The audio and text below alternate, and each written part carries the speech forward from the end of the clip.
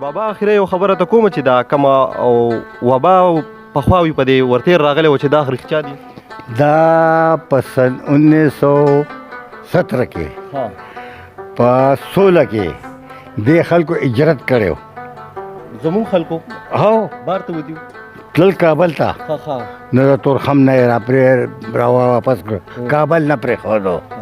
نو بیا په 70 کې سن 1970 کې بس تاریخ پروت دی، نو په هغې کې بیا د اوپا راله. نو زمونږ په دې کلي کې مړي د ورځې 11 ته رسېدلي. یوه ورځ ماښام چې به تلل د جرې نه روغ به وو، یو بل نه به خانه واخېسته، نو به سهار به دغه شو پلاکېر هغه مړ دی. نو د ورځې په 4 او 5 مړو، خو یو ورځ پکې 11 مړو. نو دا کلی چې کوم و نو دا خو دونه هم نه و که نه، نو دا به ټول ورځ به په دغې کې وو، چای روټۍ ولتله او قبرونه به یې کنستل. نو دا په سن 1917 کې دا شی شوی. بابا د اخرې یو دا تپوس چې په دې کلي کې یو غټ کوی ما لیدلی، خلک غټ کوی چې دا کوی کله کنستی شوی و، دې نه خلکو اوبه به وړلې؟ دا اوس دا معلومات نشي، خو د قوم به کنستې پخوا اوبه کمې وې. دا یو کوی ټول قوم او دا ټول کلی بولته، ټول به تلل، که وچ به شو نو په شریکه به یې کنسته. بیا د هغې نه وروستو دا خلک چې کوم دی نو په کور کو کویانو کنستل، خلک په اینده کې شو. پخوا غربت و، پخوا خو غربت و، پوه شوې. کویان چا سمولی شو، اوس کوی نه شي ورانولی، او اوس خو دا شیزونه راوته کور په کور کوی.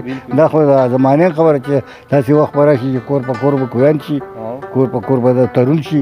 هغه ټولې خبرې دي که نه وشوې، دا هغه رښتیا دي. نو کوی د سره وتی و او دې نه به خلکو اوبه چلولې. پاکستان چې ازادېدو دا راته ووایه که نه، څنګه څونه وې؟ زه 11 کالو کاله دغه کوږ جلسول او مردان ته پېښور ته دې له بتلو وکړه چې هر کله دا شی دغه شو که نه، پکې د کشمیر لړۍ هم تللي وو، خو جنګېدلي نه یو. وجه څه وه؟ وجه دا وه چې هغه سړو وې فوجانو چې دا افغان پوره ده د هندوستان ته رسېدلې، او تاسو دا وسله نه د جنګ نه او نه تاسو ټرېننګونه کړي، خو دومره وشو چې د ملکان جنسۍ ده جنګ د خلک راغی، نو 2 شپې واپس شو خلک غرض پوه شوې. او بیا د هغې نه وروستو چې پاکستان جوړ شو، نو بیا پنډت په دې دغه جنډه باندې به کلمه وه، پاکستان په جنډه نه د کافرو په جنډه، دغه د سرو جنډه چې ده په دې باندې کلمه به وه چې هر کله پاکستان دغه جوړ شو، انګریزیان لاړه، نو هغه په دوره راغی صوبه سرحد پنډت نیرو.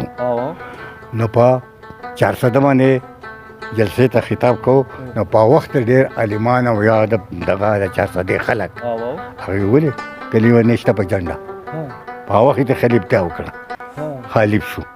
بیا دلته راته جنسۍ ته په دوره دا فوجیان چې ولاړ دي دغلته مونږ خلک ووتو، او چې راغې پوه شوې نو پیر غزار پیر میاں لال باچا کړی، او چې خاص یې وروستو نه جو مړه دا خړه صاحب یې خطا غني خان باچا خان او دغه ورسره و دا ورور یې نه و ډاکټر خان صاحب، او یو په دې ګروډ کې راته وکړو، یو په مخې کې په خطا، او یو بیا هم په سړک لاندې چې به راته خلک ناست دي په موسی مې په خوښه کړه، نو چې دغه ته یې رسولې 400 ته جو هلیکاپټر ته یې خېژولې ډیلي ته یې ورسول. هغې نه خو ما جوړه شوه پاکستان جوړ شو.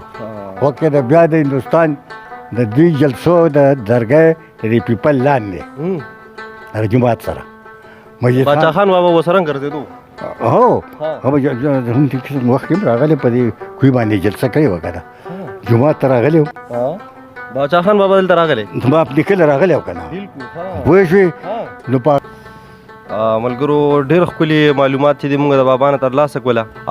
بابا بس هغه دي ټولو ته دوا کوه، مهرباني خیر هر چا سره ښه وکړي، او تاسو هم بابا په دوا کې یاد ساتئ، الله دې ول صحت ورکړي، دغه شانتې موږ ته چې معلومات راکوي. بس ملګرو دغه څو معلومات مو ستاسو پر ذهنونو کې چې کوم هغه چې دی ما د بابا نه او دغه کړله تپوسونه مې ته وکړله، او امید دی چې ستاسو به ډېره خوښه شوي.